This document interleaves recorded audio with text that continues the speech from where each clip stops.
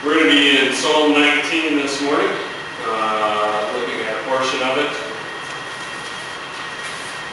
By way of introduction, I want to ask you if there is any law of our government, maybe local, maybe state, maybe federal, that you just can't stand. Can you think of one? Anyone? That you just think is the dumbest thing that anybody ever decided to pass? Maybe it's rhetorical, I'm not necessarily asking you to tell me which one it is, but I bet there's probably something that pops into your mind. One that you wish that you could do away with, that they would just repeal or get rid of. Or maybe on the other hand, you're sitting back there thinking, I wish there was a law about this. Why don't we have a law about this? That thing that people do that annoys you, that makes your blood boil, that gets on your earth, that just isn't illegal. But man, it would be nice if it was, because then those people would have to quit doing it. Maybe that's your train of thought. Well, we have lots of thoughts about the law and laws. By way of getting us into verse 7, I'm going to read the first 6 verses of Psalm 19, and then we'll start looking at the psalm in detail in verse 7. It says, "The heavens declare the glory of God. The skies proclaim the work of his hands. Day after day they pour forth speech. Night after night they display knowledge. There is no speech or language where their voice is not heard. Their voice goes out into all the earth, their words to the ends of the world. In the heavens he has pitched a tent for the sun, which is like a bridegroom coming forth from his pavilion, like a champion rejoicing to run his course. It rises at one end of the heavens and makes its circuit to the other. Nothing is hidden from its heat." And here's where we'll start our study this morning. "The law of the Lord is perfect, reviving the soul. The statutes of the Lord are trustworthy, making wise the simple." If we're going to talk about the law of the Lord and what the law of the Lord is like, maybe we need to think a minute as we get into it about our own laws. About the laws of man, about the kind of laws that we have created over the years. People often wonder why certain things are legal and certain things are illegal in our system. Well, some of the laws, you can easily grasp why they were passed. Their punishment makes sense, it's fitting, it's justified. You think, yeah, that makes sense. Other times it seems contradictory, or perhaps unnecessary, or even at times the law seems immoral. Let me give you some examples of arbitrary laws that may or may not make sense, but certainly are arbitrary. In the United States, you can drive at 16. You can vote at 18. You can drink at 21. Why are those in that order in those 8 years? They've changed over the years. There's no particular reason. It's arbitrary. And some of the laws that we have are just plain odd and don't make a lot of sense to us. We had a recent run-in with no-fault insurance in this state. It's an odd thing that we have going here. I find a more interesting odd thing, unfortunately for our society, is no-fault divorce. Being able to walk away from that contract without having to state what went wrong. And then we have the incomprehensible. And the incomprehensible thing in our legal system is the tax code. It is nearly that time again, I know when you all love to do your taxes. There are thousands and thousands of pages of the tax code. It is incomprehensible. Professionals who dedicate their careers to understanding it can't always get it right. The most incomprehensible thing about that is it was born out of the Constitution that you can read in an afternoon. It only takes a few minutes to go through the United States Constitution. The tax code, on the other hand, is about this tall, Our legal code is always changing.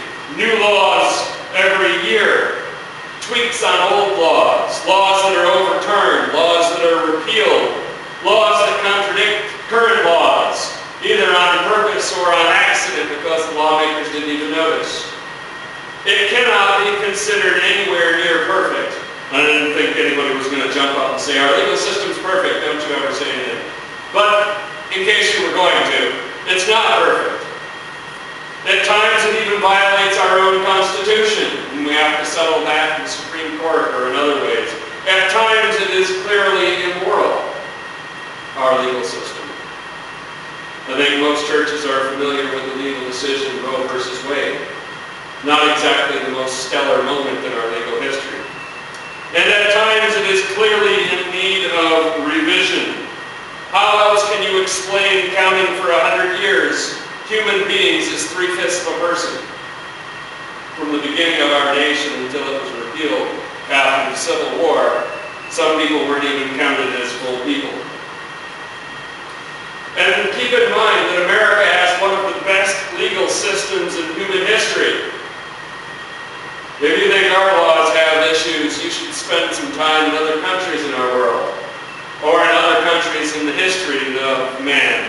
You would not nearly be as enamored of their legal code. This is the best that we can do. Let that sink in for a minute. Let's contrast that then to the law of God. Where does the law of God come from? Well, it was delivered in finished form by God to Moses at Mount Sinai. You can read that text in Exodus 20 or in Deuteronomy 5 when it's reiterated. What form was it given in? Well, Moses was given 10 commandments, of course, we know that, plus a good number of other stipulations, decrees, and laws, as Deuteronomy 4:45 labels them. They concerned every aspect of what God's people must do as His covenant people. In essence, it was a contract between God and His people. If you do this, I will do that. If you don't do this, I'm going to do something else. It was a contract between God and His people. What is the focus of the law? When God gave the law to His people, what was its focus? Any pious Jew is familiar with Deuteronomy 6:4, the Shema. They say it every day. Hear, O Israel, the Lord your God, the Lord is one.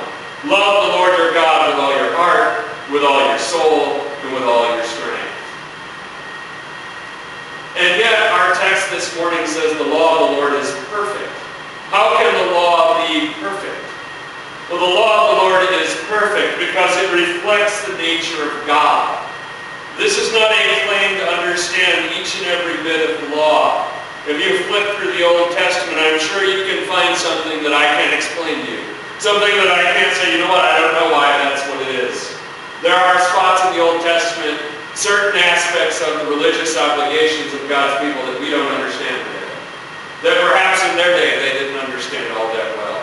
But we are confident that the law is not arbitrary and that it has a purpose. This is the law that was given by God. It was not created by man. It does not reflect our prejudices. It does not reflect our shortcomings and our failures. Instead, it reflects God's wisdom, God's holiness, and His love. Certainly, the nature of God is holiness, flawlessness, unique perfection, purity. Leviticus 11:44 in the heart of the law says, I am the Lord your God. Be holy, because I am holy. Well, now you're thinking, wait a minute, the law of the Lord is perfect, reviving my soul. How can holiness revive my soul? How can perfection make me feel better? Because we all certainly fall far short of living up to the law. Wouldn't that crush our souls rather than revive them? Wouldn't it make you feel bad rather than better to know that you fall short of the law? Well, let me stop for a moment before we answer that and ask you a different question. What hope would you have if God was flawed? If our God was like the gods of the Greeks, full of all the avarice and greed and jealousy and anger of the Greek gods, how would that be? If this world was the best that we could hope for, if sin was a permanent part of the human condition, stop and contemplate that for a minute. If God had not revealed Himself to us, if He had not given us His law, this sinful world would be all that we know. This would be the best that we could even imagine and hope for, because it would be all that we know. If we couldn't see the perfection of the law, if it was not a light shining in the gloom, we certainly would indeed be crushed by the darkness of our souls. So it may seem like a paradox, but the law of God actually gives our souls hope, because we can see something that is far above our current condition. We can know that perfection exists. And the first step towards finding hope is knowing that it exists out there. David goes on in the psalm to say, the statutes of the Lord are trustworthy, making wise the simple, the second half of verse 7. You see, we don't need to invent wisdom. We simply need to follow it. Philosophers and moralists have long spent time trying to come up with a moral system for mankind to follow. Let me give you a couple of examples. The philosopher Immanuel Kant, actually a very smart man, he said, you know what? Morality is this, the categorical imperative. As long as I can say that everybody should be able to do it, I can go ahead and do it myself. But if I wouldn't want everybody doing it, I shouldn't do it. Simplistic, it's got something going for it. Or you could say, well, what about utilitarianism? It's a bit of a big word, but it simply means whatever is best for the most people. So if it's good for 100 people and bad for one person, well, it's better for most people. And a lot of people live their lives that way, trying to just do the best for as much as they can and not worrying about it. Another idea about morality that has lost favor these days, that spent a lot of time in people's minds, is communism.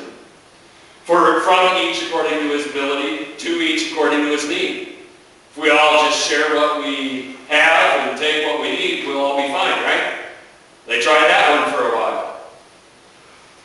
We've got lots of ideas.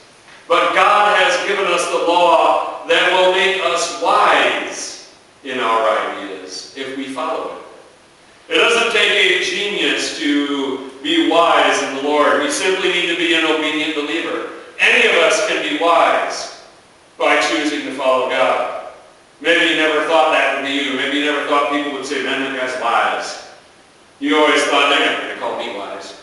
You can be wise if you follow the law of the Lord. Why is God